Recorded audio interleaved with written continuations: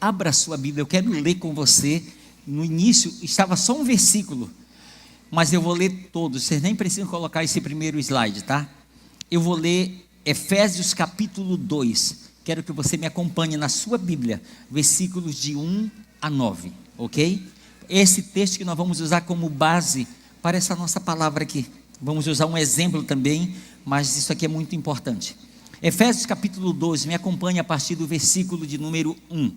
Está escrito assim: Ele vos deu vida, estando vós mortos nos vossos delitos e pecados, nos quais andastes outrora, segundo o curso deste mundo, segundo o príncipe da potestade do ar, do espírito que agora atua nos filhos da desobediência, entre os quais também todos nós andávamos outrora, segundo as inclinações da nossa carne, fazendo a vontade da carne e dos pensamentos, e éramos por natureza filhos da ira, como também os demais.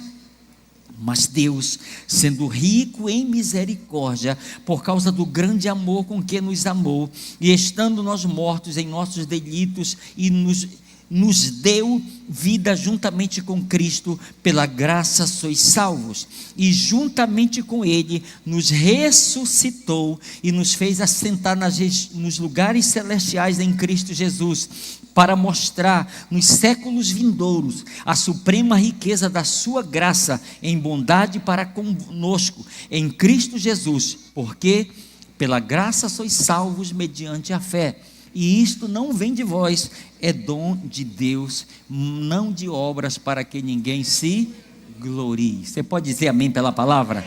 Glória a Deus, muito bem. Se é para Ele, pode ser mais forte. Amém. Ok, o tema da nossa palavra de hoje é: Ele nos deu vida. Amém? Mas pastor, o versículo diz: Ele vos deu vida. Eu digo: eu não vou ficar fora.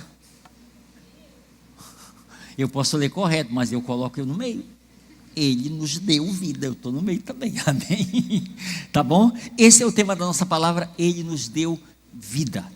E antes de eu pegar um exemplo aqui importante, reflita comigo um pouco sobre o que Paulo está falando aqui.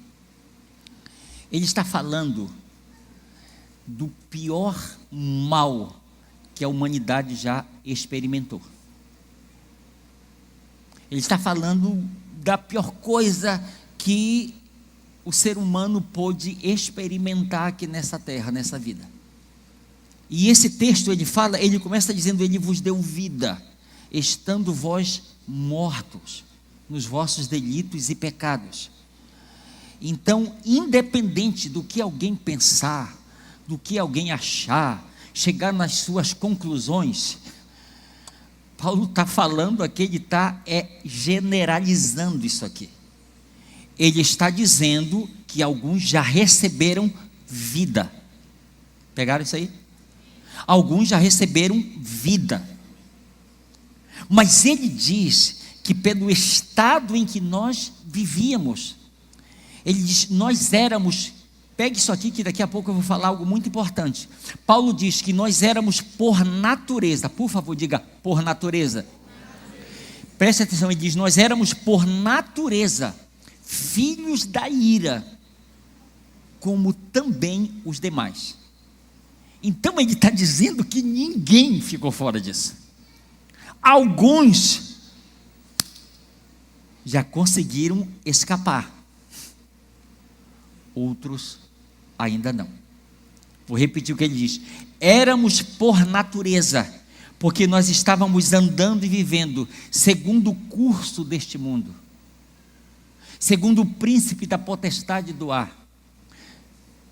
Estávamos andando segundo o espírito que agora, escute, o espírito que agora atua nos filhos da desobediência.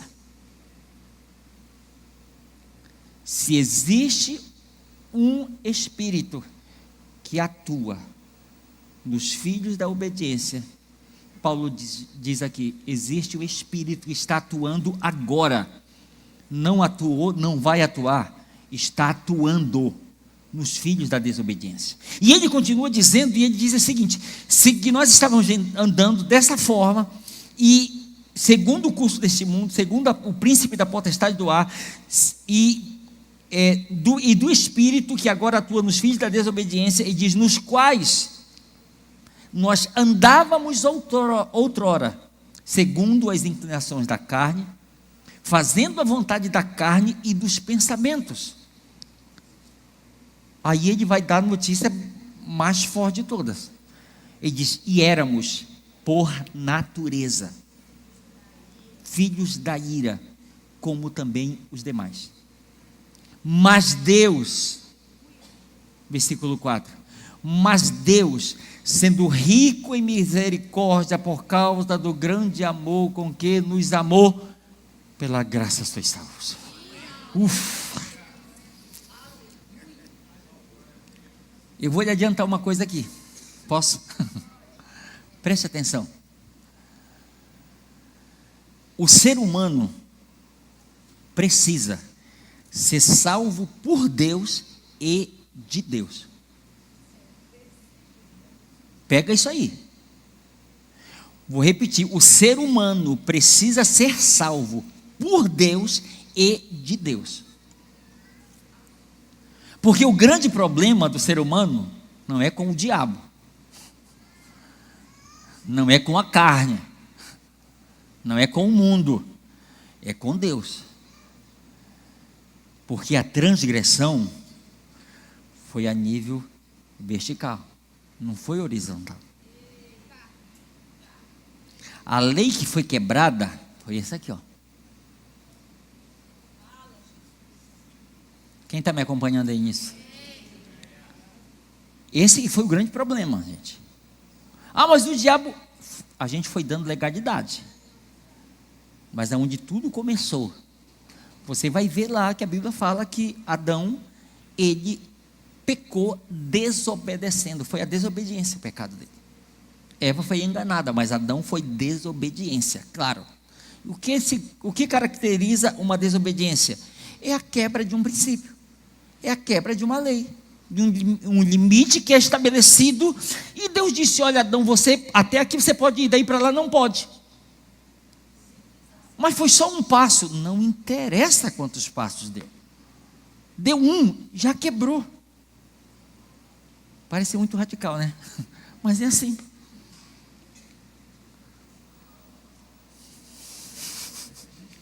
Ok, já introduzi, vou começar a falar agora. Olha esse texto comigo, João capítulo 3, João capítulo 11, versículo 3. Me acompanhe aí, por favor. Mandaram, pois, as irmãs de Lázaro dizer a Jesus. Qual foi a mensagem? Me ajude aí, depois dos 2 pontos. 1, 2, 3 já. Senhor, está enfermo aquele a quem amas. Esta foi a mensagem que Marta e Maria mandaram por algumas pessoas, ou uma pessoa, até Jesus. Chegaram lá e disseram: Senhor, a mensagem é esta. Maria e Marta mandaram lhe dizer: Senhor, está enfermo aquele a quem amas. Agora, preste atenção aqui. Eu quero pedir que você olhe comigo a história de Lázaro,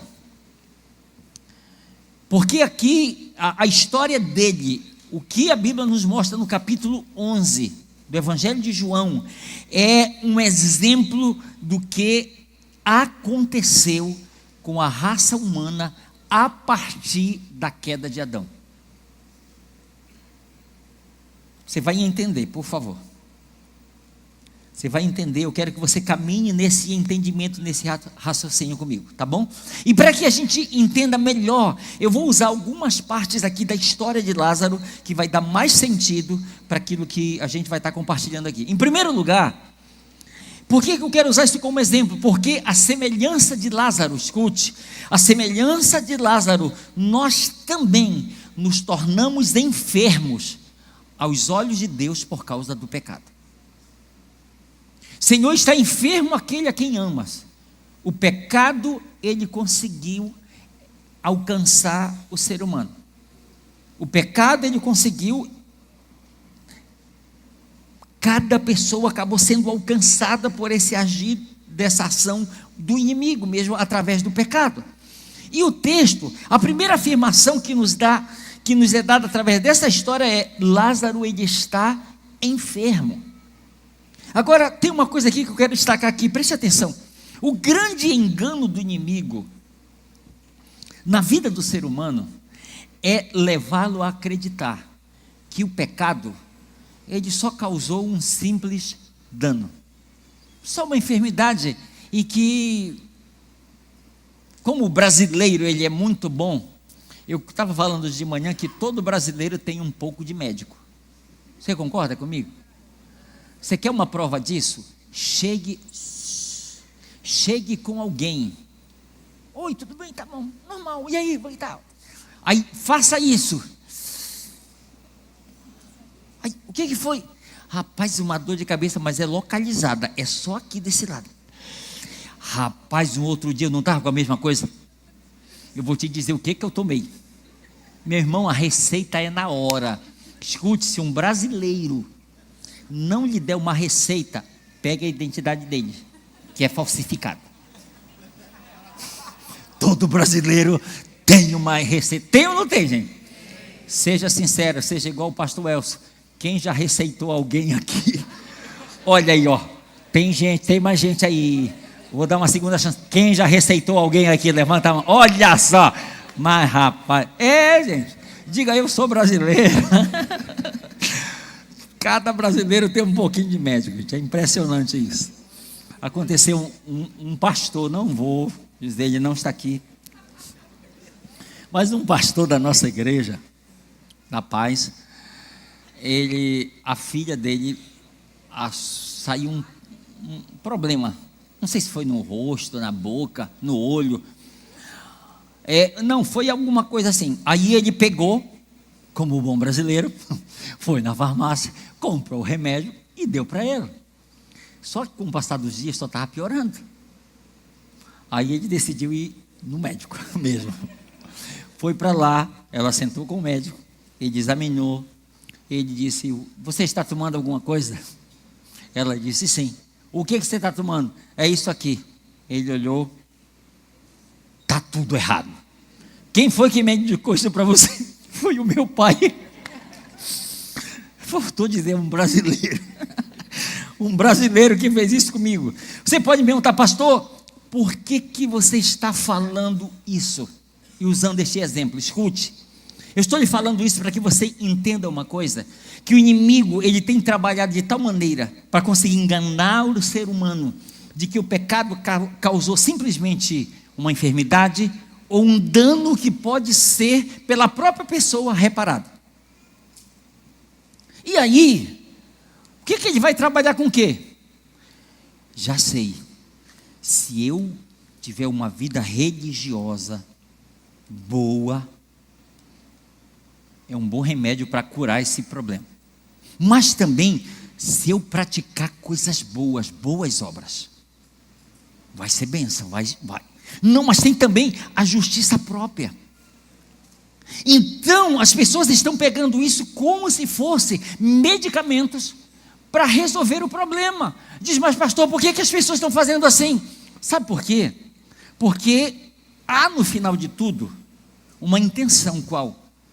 É de chegar diante de Deus arrumado, né? Como aquele fariseu que foi para o templo, tufou o peito, levantou a cabeça, ergueu os olhos e orou: ó Deus, graças te dou porque eu não sou como os demais homens, roubadores, fraudulentos, e nem tão pouco como este publicano. Jejuo 2 vezes por semana e te dou a 10ª parte de tudo quanto ganho. Então, na verdade, existe essa intenção, tipo assim: eu consegui resolver o meu problema, então eu vou poder chegar diante de Deus, eu não sou como os demais. Pratico boas obras, estou em dia com a minha religião, estou procurando fazer sempre o que é certo, então eu posso agora chegar diante do Senhor e agradecer pelos meus méritos.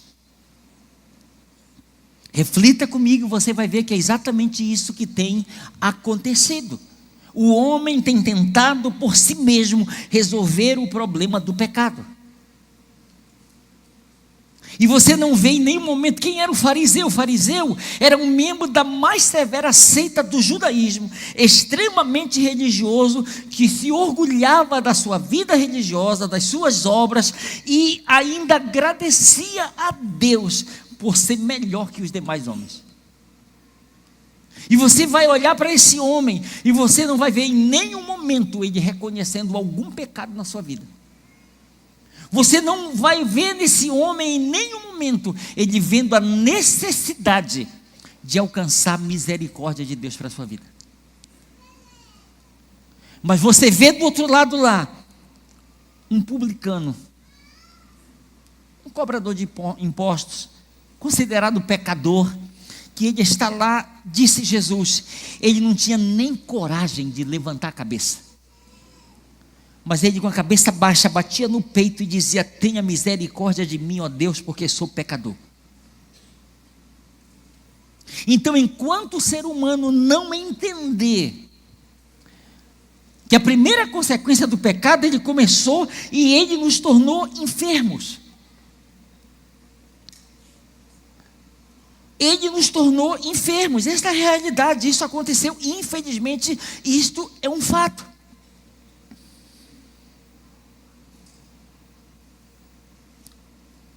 Eu quero que você preste atenção aqui, isso é tão sério. Olha o que o salmista diz, Salmo 38, versículo de 3 a 7. Olha o que o salmista diz, preste atenção nas palavras dele.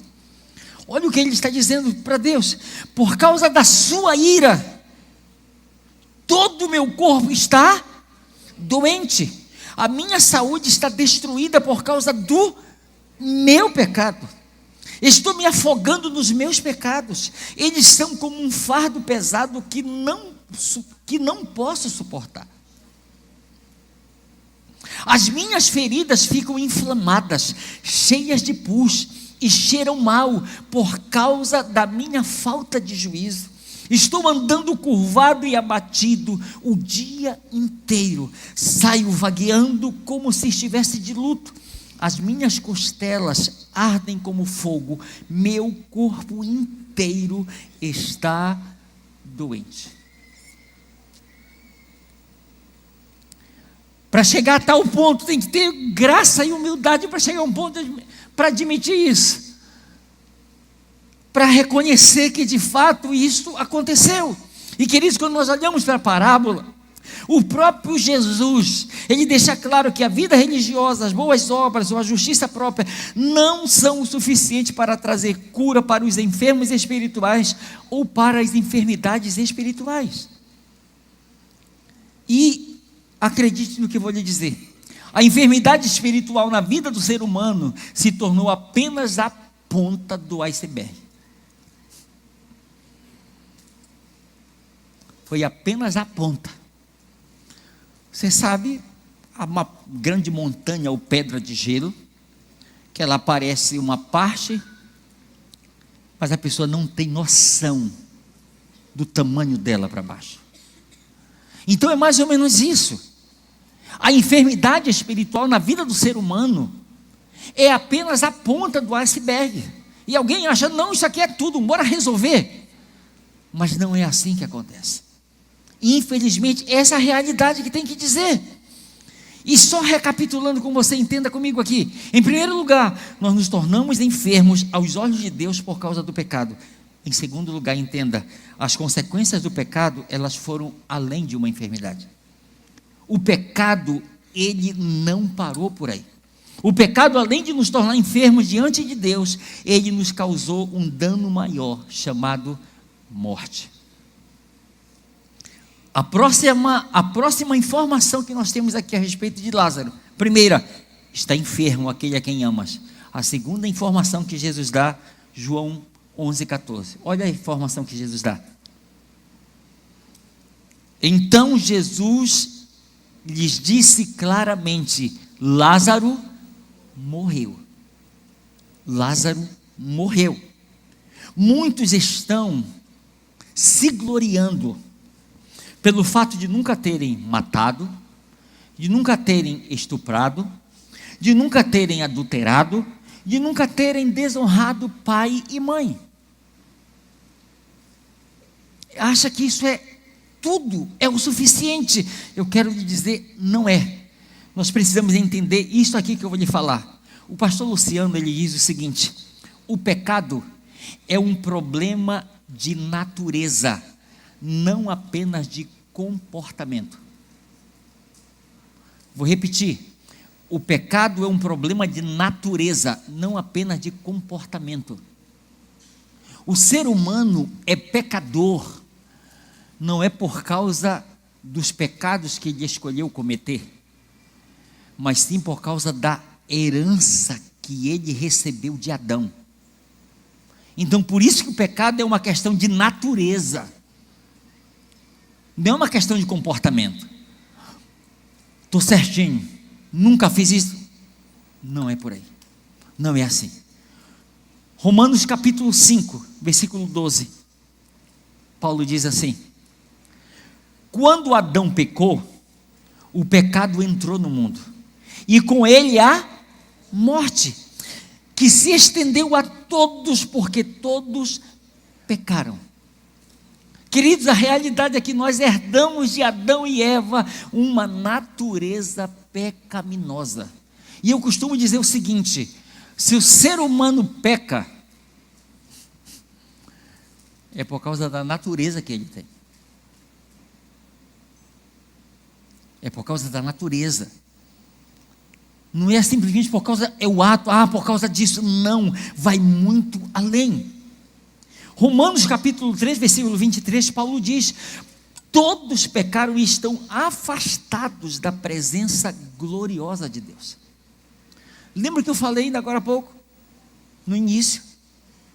O homem, por causa do pecado, da doença e do pecado em si, a morte, ele precisou,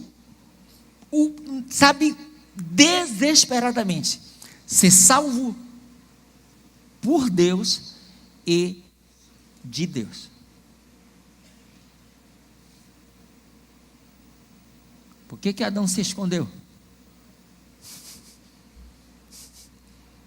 Ele sabia o que ele tinha feito. Ele sabia que ele tinha pisado na bola. Ele sabia que ele tinha feito totalmente ao contrário daquilo que Deus havia, preparado, planejado para ele. Queridos, e eu volto a repetir aquilo que eu falei ainda agora: a maior dívida do ser humano não é com o diabo ou com o pecado, é com Deus. Essa é a maior dívida.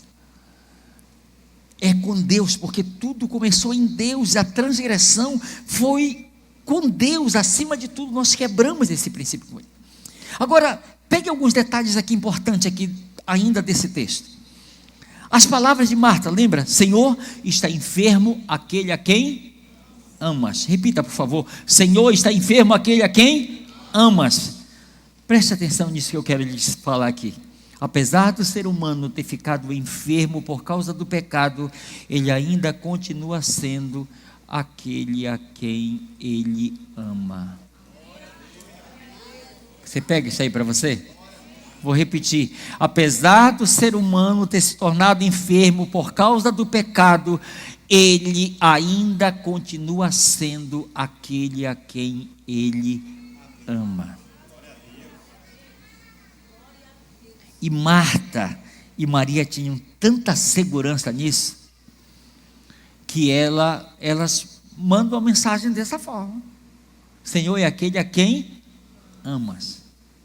Ela tinha segurança nisso. Agora, deixa eu dizer qual é um grande problema também do ser humano: é a insegurança quanto a esse amor de Deus por ele.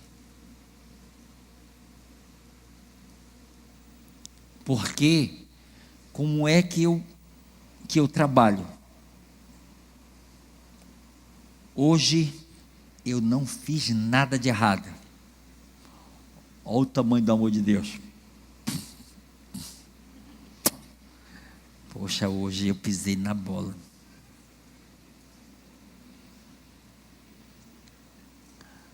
Parece que Deus, Ele muda de acordo com o nosso comportamento. Já parou para pensar nisso?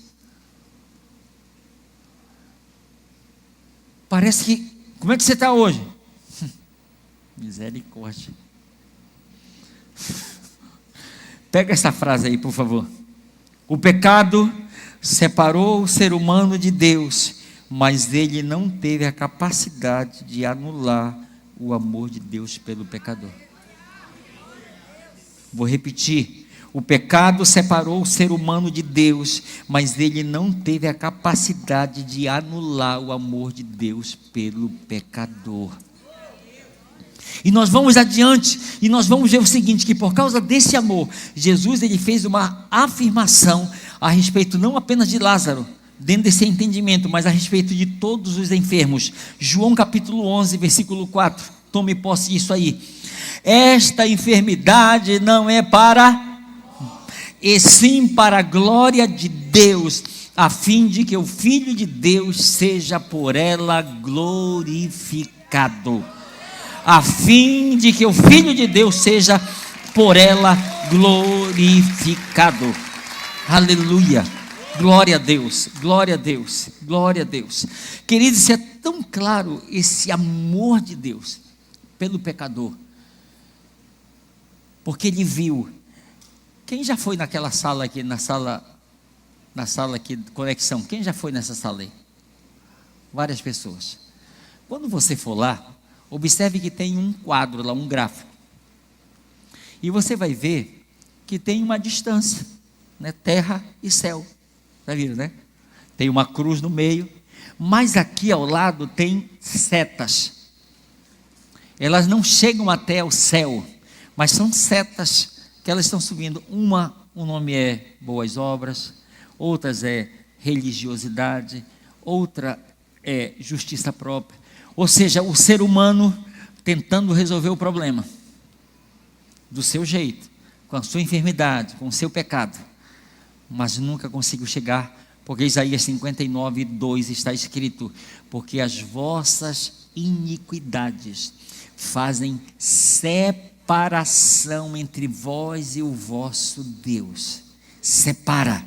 Então, como o homem não conseguia subir, Deus decidiu descer por amor. Deus decidiu vir à terra por amor, com o propósito de não deixar enfermo e nem morto aquele a quem Ele ama.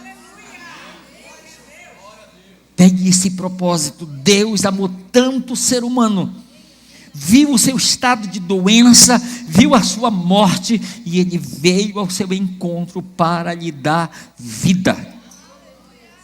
É por isso que Jesus pode dizer assim: essa enfermidade ela não é para a morte, e sim para a glória de Deus, a fim de que o Filho de Deus seja por ela glorificado.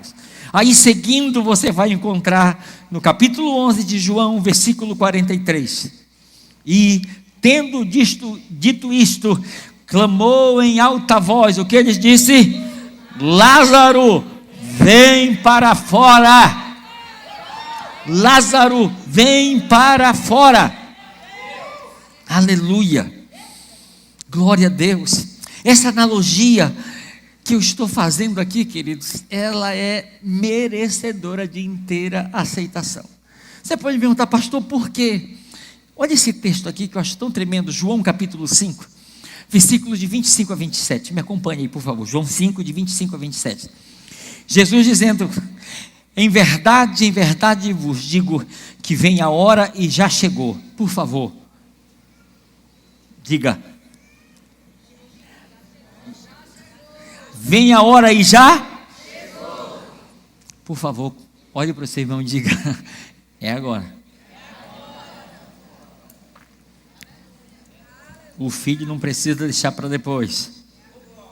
Em verdade vos digo que vem a hora e já chegou, em que os mortos ouvirão a voz do Filho de Deus, e os que a ouvirem viverão. À semelhança de Lázaro.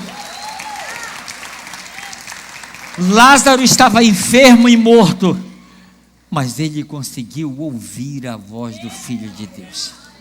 Lázaro, vem para fora. Você, pastor, como que ele conseguiu obedecer? Porque era a vida que estava o chamando de volta. Era a vida. Era Deus que estava lhe dando vida novamente. Amém, queridos? Agora, eu, Elson, acredite, já me encontrei enfermo e morto. Sim. E eu não estou me referindo ao que aconteceu há 2 meses atrás, não. Eu estou me referindo a um passado de mais de 37 anos.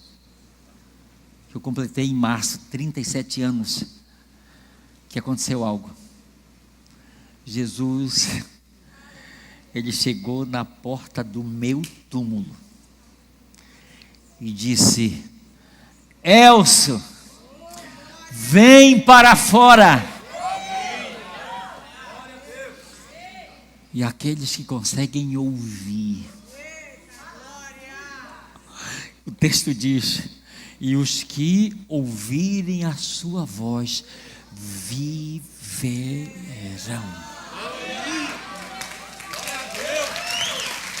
É a voz dele, ele. Por isso eu quero lhe pedir uma coisa: prega a palavra, prega o evangelho, mas faça uma coisa: Senhor, tenha misericórdia dos meus ouvintes, porque Isaías 53, versículo 1, Isaías começa o capítulo 53 com uma pergunta: quem creu em nossa pregação? Quem creu? Então ore, porque o inimigo não quer que nenhum morto ouça a voz, porque ele sabe que se ele ouvir, ele vai ressuscitar, ele vai receber vida. Então ore: Senhor, tenha misericórdia, tenha misericórdia. Jesus disse: estou à porta e bato. Se alguém ouvir a minha voz, precisa ouvir, porque ao ouvir, ele libera uma palavra de comando: vem para fora. E lá vem o Elcio. Mas isso não aconteceu só com o Elcio. Isso não aconteceu só com o Elcio. Agora, deixa eu te dar uma outra notícia tão maravilhosa que é sequência. Qual? A coisa não parou por aí. O Elcio vem para fora. Aí Jesus diz, libera aí, o que é que Jesus disse? Olha o que Jesus diz. Texto, próximo texto, João capítulo 11, versículo 44. Tem? Por favor, vamos ler, 1, 2, 3 já. Tendo os pés e as mãos ligadas com ataduras e o rosto envolto num lenço. Agora, sequência, pode ler, libere o próximo, a segunda parte. Então lhes ordenou Jesus o quê? Segura aí, olha aqui para mim, por favor. Pega isso aqui. Jesus, eu costumo dizer o seguinte: se Jesus viesse no dia que ele recebeu a notícia de Marta, ele iria curar o enfermo, certo? Como ele ainda ficou mais 2 dias, quando ele chegou, o homem já estava 4 dias sepultado. Então o que Jesus fez? Jesus ressuscitou o morto e curou o enfermo. Porque pensa comigo, se ele só ressuscita, no outro dia o Lázaro morre, porque foi de enfermidade, sim ou não? Então eu digo, ele ressuscitou o morto e teve que curar o corpo do enfermo, certo? O homem sai desse jeito. Aí Jesus diz: desatai-o e deixai-o ir. Olha aqui para mim. Jesus deu saúde para o Elcio, ressuscitou o Elcio e entregou o Elcio nas mãos da igreja para cuidar dele. Estão pegando isso aí? Jesus, ele cura os enfermos, ressuscita os mortos e diz para a sua igreja: cuide deles. Agora deixa eu falar mais uma coisa. Eu emprestei essa cadeira aqui, vou emprestar de novo. Quando você lê com calma o Evangelho de João capítulo 12, você vai ver o Lázaro ressurreto entre os mortos. Mas aí você pergunta, você vai ver no texto lá, não precisa, olha agora, a partir do versículo 1, que Marta, ela fez uma ceia na casa dela, teve, e Jesus foi participar. Está escrito que Marta, ela estava fazendo o quê? Servindo as mesas, servindo, trabalhando. A Maria estava fazendo o quê? Quebrando o vidro de alabastro e adorando Jesus e a casa enchendo. E o Lázaro está fazendo o quê? Olhe para o seu irmão e diga: nada.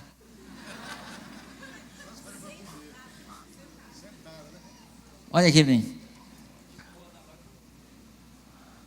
Sentadão à mesa. Aí você diz: pastor, pergunte, o que ele estava fazendo lá?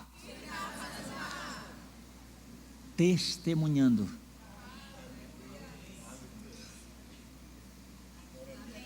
Porque alguém que teve a experiência de ouvir a voz e sair do túmulo ressurreto, a vida dele diz: esse estava morto e o Filho de Deus o ressuscitou, o Filho de Deus lhe deu vida, ele era um testemunho vivo. Lázaro se tornou um testemunho vivo do poder ressurreto de Jesus Cristo. Aí você vai continuar a leitura, e sabe o que está escrito? Que muitos, ouvindo o que havia acontecido com Lázaro, rapaz, eu vou lá para certificar isso.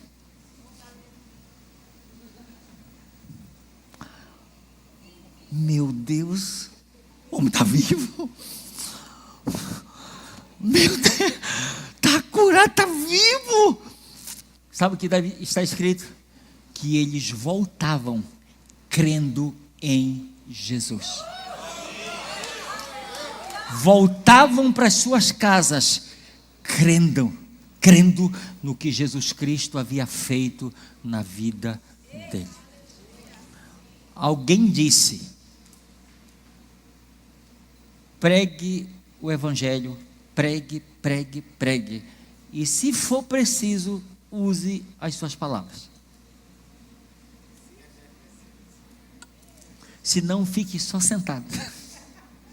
Quem entendeu aí? Quem pode aplaudir Jesus aí, gente? Aleluia, glória a Deus. Mas eu quero dizer uma coisa, isso não aconteceu só comigo. Tem mais alguém com quem aconteceu isso? Aleluia. Agora eu tenho uma outra coisa maravilhosa para te dizer. O Jesus que fez isso com o Lázaro, ele continua fazendo isso mundo afora. Ele continua fazendo isso. Ele continua chegando na porta dos túmulos. Tira a pedra. Lázaro, vem para fora. Escute. Eu quero que você receba isso aqui. Nós estamos no nosso segundo culto. Nós vamos para o nosso terceiro culto. Quem recebe isso aí? Quem crê nisso aí? Agora deixa eu te dizer uma coisa. Você sabe o que vai acontecer? Mortos irão ouvir a voz do Filho de Deus. Viverão. Jesus vai dizer: igreja minha, desataia, deixa aí, cuidem deles para mim. Aí, para completar, se pegar a parábola lá do bom samaritano, Jesus vai dizer para mim e para você o seguinte: se você gastar alguma coisa a mais nesse cuidado com ele, quando eu voltar eu vou te restituir. Eu não gosto de ficar devendo nada para ninguém. Você sabe o que significa o nome Lázaro? O nome Lázaro significa a quem Deus ajuda. Só para completar, né? Lázaro, a quem Deus ajuda. Você sabe quem precisa de ajuda de Deus? Os Lázaros. Precisam ser curados e precisam ser ressuscitados dentre os mortos. Amém, queridos? Eles necessitam disso e nós temos que crer nisso. Agora, o texto, estou chegando para concluir. Escute só isso aqui que eu vou lhe falar bem rápido. Paulo disse: Ele nos deu vida, porque estávamos mortos nos nossos delitos e pecados. Agora, preste atenção, nós precisamos perceber a intervenção de Deus aqui, em relação a Lázaro, em relação ao ser humano, por causa da principal consequência do pecado, que foi a morte. Você já ouviu falar na Bíblia que existe 3 tipos de mortes? Vamos pegar a ordem aqui, bem rápido. Primeira morte, morte espiritual. Deus disse a Adão: de toda a árvore do jardim comerás livremente, mas a árvore do conhecimento do bem e do mal dela não comerás, porque no dia em que dela comeres, certamente... Tá, o Adão comeu, mas ainda continuou vivo. Porém, o ser expulso do jardim do Éden representou essa separação espiritual.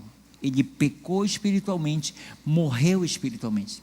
A primeira morte é a morte espiritual, é o homem em vida. Bios, o homem em vida, ele viver separado de Deus. Segunda morte, morte física. Está escrito: Adão viveu 930 anos e morreu. O pecado trouxe como consequência a morte espiritual, trouxe como consequência a morte física, porque se você ouve de alguém, olha, você conhece alguém que aqui no Maranhão que tem mais de 100 anos? Não tem nenhum caso. Tem um caso, né? Agradeço a Deus por essa pessoa, que cada vez vai se tornando mais difícil. Mas olha aqui, morte espiritual, viver, estar vivo, ter bios, mas separado de Deus. Morte física, um dia vai se encerrar isso aqui. Um dia vai se encerrar. Faça quantas plásticas você puder fazer. Estique quantas vezes puder. Faça o melhor. Mas não tem como diminuir a idade. Eu cheguei para cá, eu não tinha cabelo branco. Pastor, cheguei para cá com 44 anos. Estou com 56. Obrigado. Você entende? Infelizmente o pecado limitou a nossa vida aqui. Vamos lá. Primeira morte, morte espiritual. Segunda morte, morte física. Terceira morte, morte eterna.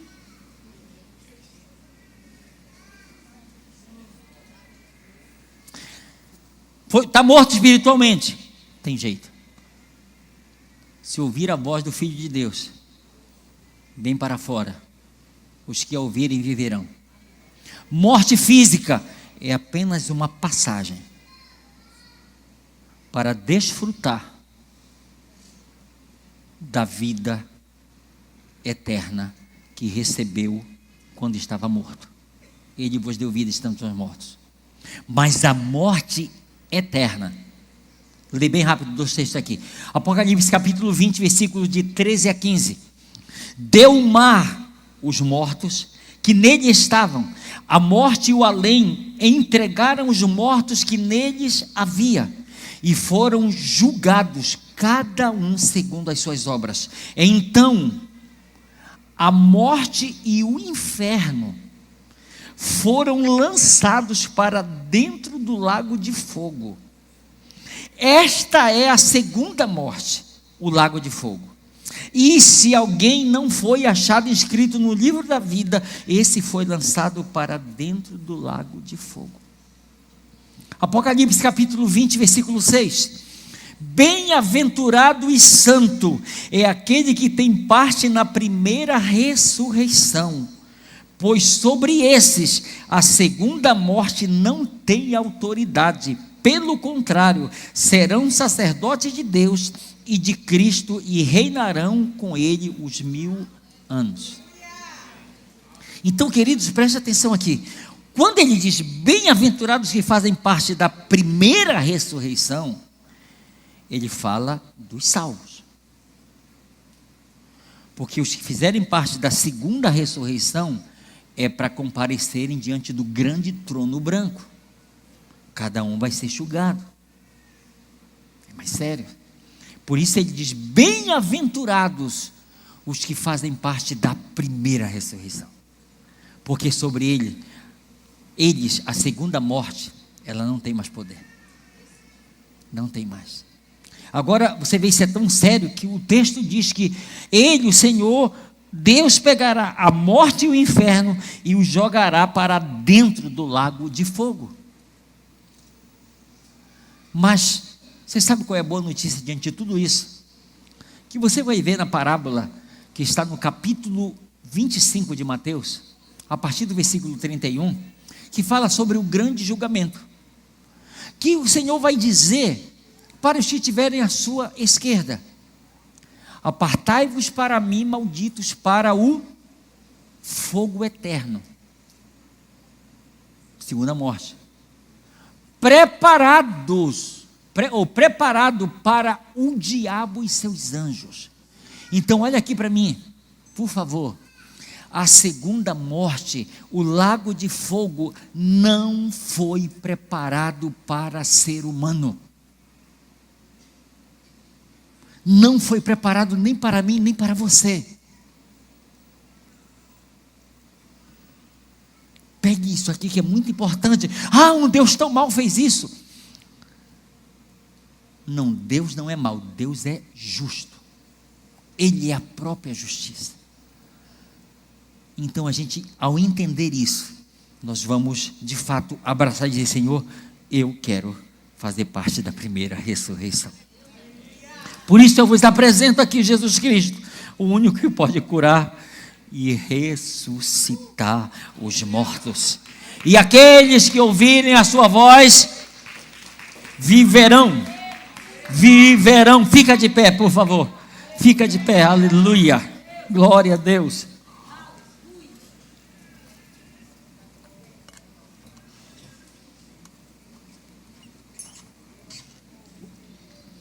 Aleluia. Aleluia. Aleluia. Feche seus olhos, por favor. Espírito Santo, eu quero lhe pedir,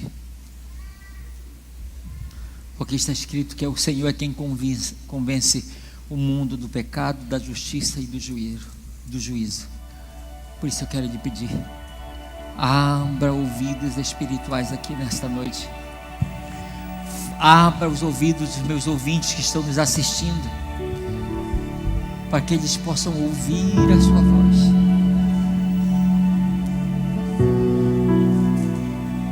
O ato de ouvir a voz de Jesus Cristo, queridos, é uma ação da graça imerecida de Deus.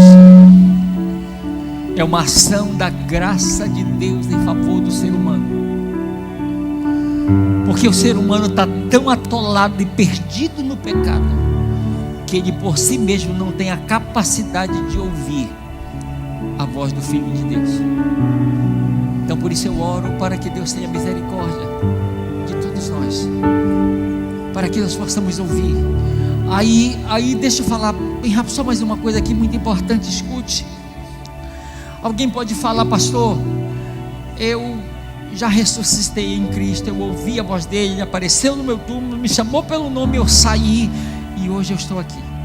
Pastor, é possível alguém que ressuscitou em Cristo Jesus, que recebeu essa nova vida, ficar enfermo? Não estou falando de enfermidade física, espiritual, de alma. Olha aqui para mim, é possível. Agora deixa eu dizer, você sabe o que é muito complicado?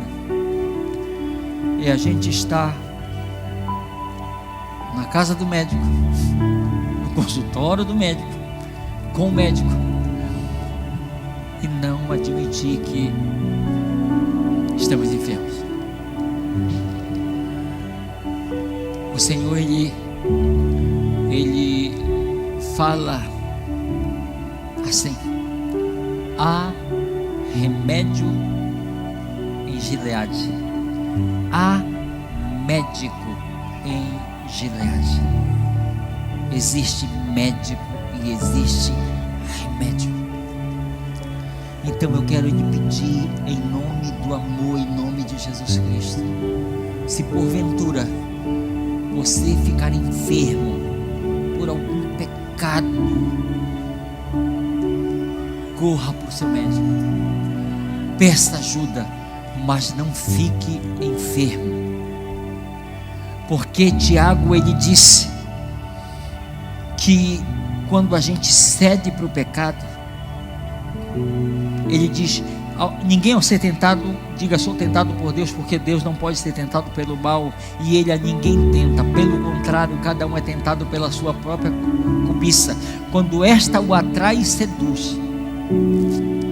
E a cobiça, depois que ela atrai e seduz, a pessoa cede a ela cede ao pecado, e aí ele diz que o pecado, uma vez consumado, gera a morte.